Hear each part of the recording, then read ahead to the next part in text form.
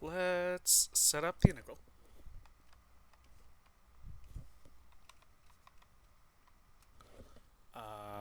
The following. How about the volume over the region bounded by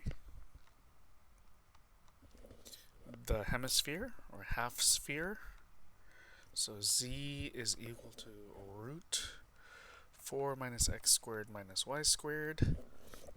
And so that's the top half of a sphere of radius 2, right? And the plane z equals 0. Okay, but do not evaluate.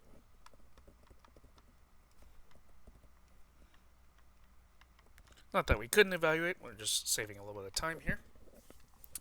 Oh, one other thing. Let's actually do this twice. So once in rectangular coordinates.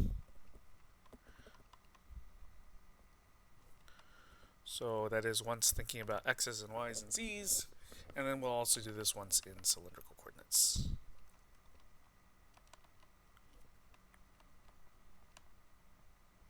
All right.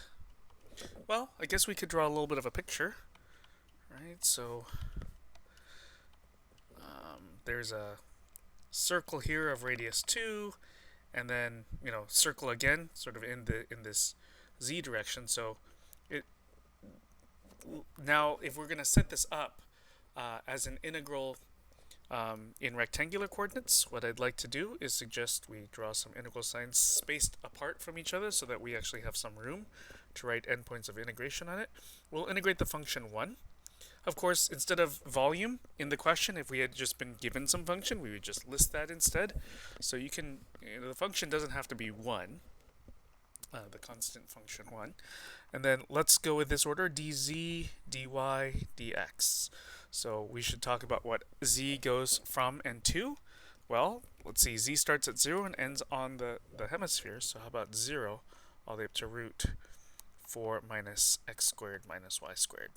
Now, if we're trying to look at the bounds for the y integral, we should take this picture and project this down to the xy plane. And we'll have a filled in circle of radius 2, right? Yeah, due to that 4, we should have a 2. All right, so there's a 2 there, 2 there, 2 there, 2 there. Now, if we're trying to find bounds for y, and we can write them in terms of x, then for a fixed value of x, so maybe right there, we've got that point, right? So there's the lower value of y, there's the upper value of y.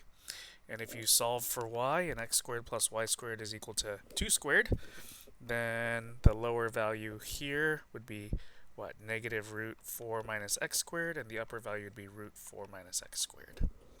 Then finally, when you project onto the x-axis itself, so I'll project again, but now it's just onto the x-axis, then you should just get this line segment from negative 2 to 2. Okay, so there's the integral. Now we can do the whole thing again, so that's in rectangular coordinates. Now let's take a look at this in cylindrical coordinates. Okay, so in cylindrical coordinates, let's go with the order.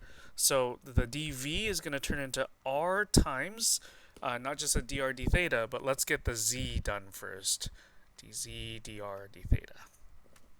Okay, so in setting up an integral, let's leave a little bit of space again for each of these. We'll integrate the function 1 again, but our order here is r, then dz, dr, d theta. Now we need z values. Z again starts at 0. That's the bottom of the hemisphere. And then it goes up to, we saw before, root 4 minus x squared minus y squared. Now that we can't mention x and y, this will end up being root 4 minus r squared. Then we should project, yeah? So after doing that, we take this shape, project. It's actually going to be the same projection as we see here on the xy plane. So filled in circle of radius 2, and just the point is, now that we're done with z, this cylindrical coordinates game is actually now a polar coordinates game. So r goes from 0 to 2, and theta goes from 0 to 2 pi. Okay, so this integral here, it can be done. We're just not going to do it right now. This integral here can also be done, and they should give you the same number. Now let's try another example. Let's take a look at the following. Just another practice question. Let's set up the integral of, let's just say, an unknown function this time. Let's go with, again, the function 1, so we're finding a volume. I'm realizing there's some complications otherwise with x, y, z versus r's and thetas and so on. Okay, of the region, integral this over the region bounded by z is equal to root x squared plus y squared, and z is equal to root 18 minus x squared minus y squared. Okay, and we'll do this in both rectangular coordinates and in cylindrical coordinates. First of all, let's just draw a picture of what this should look like. So first of all, we have here a sphere of radius root 18. But then what about this here? Well, z equals, if we just had x squared plus y squared, that would be more parabola-like. With that radical in here, this is actually going to create the shape of a cone. So I will try to draw this picture. And the point is that the lower thing, it really is going to be just a cone, like an ice cream cone here. And then the point is, on top of that, we have this sphere of radius root 18. So on top of this, okay, so over here, there's some sphere with a large radius, and it has this top. Well, let's do this dotted here. So, okay, so we have that back side of this circle, and then we'll also do a dotted back side of this, and then it intersects the cone at some point and does that. And so what it creates is a sphere-like shape on top. So let me do this. Maybe in green here, this creates sort of like an ice cream cone with the ice cream on top, or a snow cone or something. So below the green line is the cone part, right? The ice cream cone itself. Can I spell ice cream? Oh my goodness. Okay, ice cream cone. So that's like, the sugar cone thing, and then up here, this part that's above, that's like actually the ice cream itself. Okay, a nice round sphere of ice cream there. Okay, that's what we should be looking at here. By the way, the intersection right there. So what is that intersection? Well, we should set the z's equal to each other to see what we get. Right? So we'll have z set equal to z. We have root x squared plus y squared equals root 18 minus x squared minus y squared. Let's square both sides. X squared plus y squared is equal to 18 minus x squared minus y squared.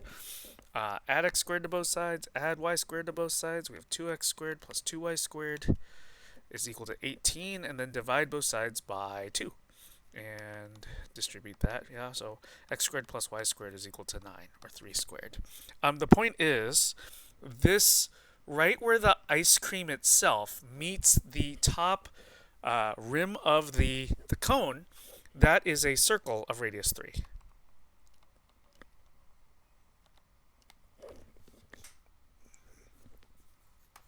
All right, so if we were to set up, let's go and do rectangular coordinates first. An integral in rectangular coordinates first. Leave a little space so that we have room to write in the bounds of integration. We're going to integrate the function 1, and let's go dz, dy, dx. Again, we'll just pick that order. Z goes from, well, we see that for a fixed value of x and y, so maybe you're here on the xy plane, you move up, and at some point you pierce through the cone, and now you're in some ice cream that has gotten itself lower below where the ice cream visibly met the cone, and then you're still inside the ice cream until at some point, boom, you pop out of the top of the ice cream right there. Okay, so the point is that the cone equation here, that provides the lower z value. Right? So we should have a root x squared plus y squared there. And then the upper should be here, root 18 minus x squared minus y squared. Okay, then we project, right? So what happens when you take this shape and you project it onto the xy plane?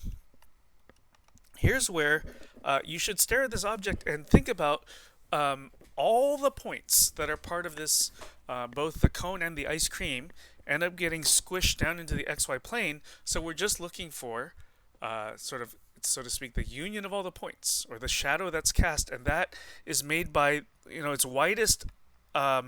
If you look from where the positive z-axis is, things are widest right at where that green circle is. It's that rim of the ice cream cone where the ice cream itself meets the cone, and so that creates this filled-in thing, which we know is a filled-in circle of radius 3.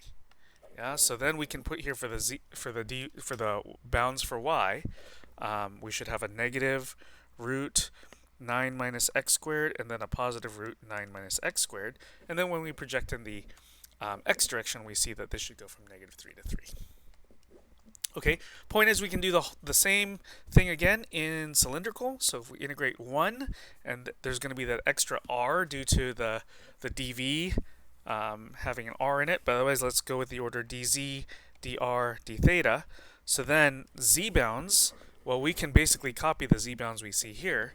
The thing is, root r squared, yeah, is going to just be an r.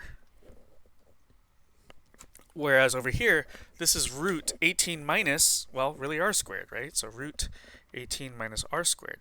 Then we project z away, so we're really looking at the same picture to deal with the bounds for r and theta, and we should see integral from 0 to 3 for r and integral from 0 to 2 pi for theta.